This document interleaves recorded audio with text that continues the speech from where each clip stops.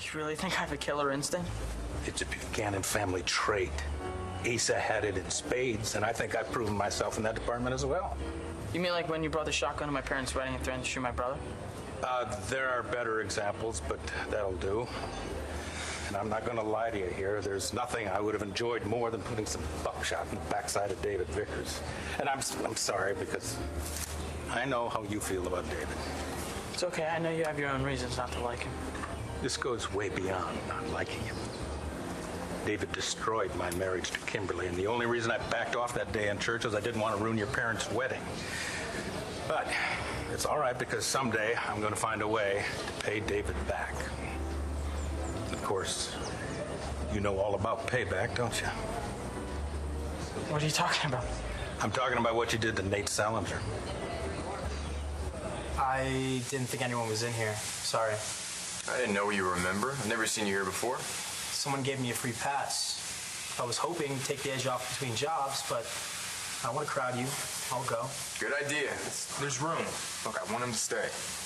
Why? Because he's our brother. We barely know him. Not our fault. It's not his fault either. I want to get to know him.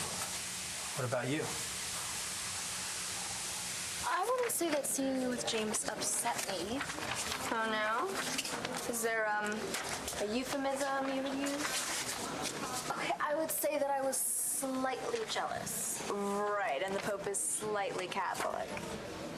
Okay, the point is that I shouldn't have been jealous. I had no right to be. I'm with Cole where I belong. Yeah, but you still were jealous. Shouldn't have been. Sir, if I learned anything, it's that you can't help how you feel.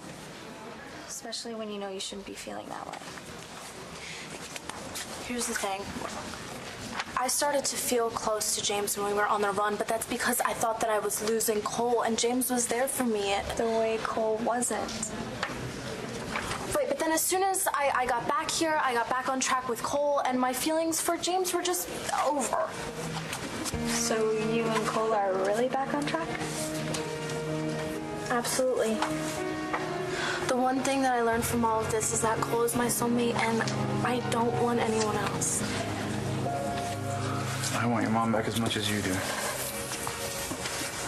She's the love of my life, you know. And marrying her, even though we knew we didn't have much time left, that made me very happy. I didn't even know what happiness was before I met your mom. And I would give anything to have one more day with her. And I would do anything to get her back. But you can't. No, I can't. I think the only thing any of us can do is try to figure out how to move on without her. I don't know how to do that. I give up, Sean. What in the world could I be hiding? I'm not sure. I just think that it's weird that you're just so damn hell-bent on keeping Todd and Danny away from finding Taya before she died. Because that's what Taya wanted.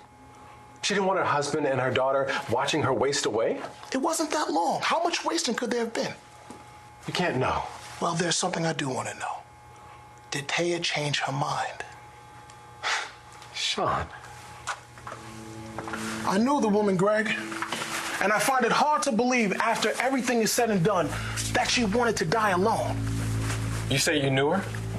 So then you know that Taya was a stubborn, headstrong woman. That she was. Who didn't want her family to suffer. That was the most important thing to her, and she stuck to that to the very end.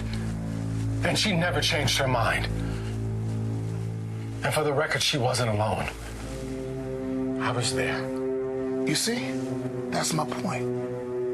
Why you? Because I was her doctor. And I was taking care of my patient, abiding by her wishes. So that's why you kept her away from her family? What other reason would there be?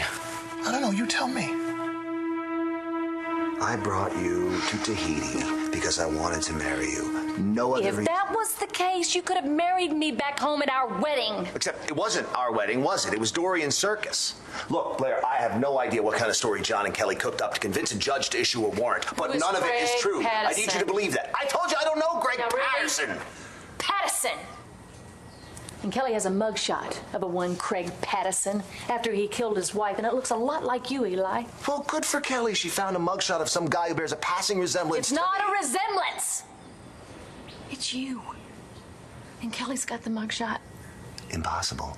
Because I don't have a mugshot. Because you shredded it?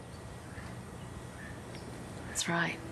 Kelly snuck in your room, stole everything out of your shredder, and had it reconstructed. Blair, do you hear yourself? Kelly and John think I'm this Craig Patterson, but how can I be if he's in jail for murder? No, he's not in jail. He got off. He disappeared right before he shows up in L.A. and marries a woman named Olivia, and then she disappears. So I guess I killed her, too. And my Aunt Melinda? And Rodney? Remind me again who this Rodney is? He's my Aunt Melinda's friend in the institution. He knew that you killed her, along with a clerk in Boston. They gave your reports to someone he thought was Rex Balsam. Am I leaving anyone out here, Eli? Is there someone else that you killed that I don't know of? Tell me.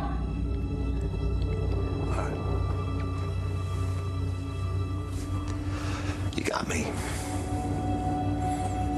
I confess.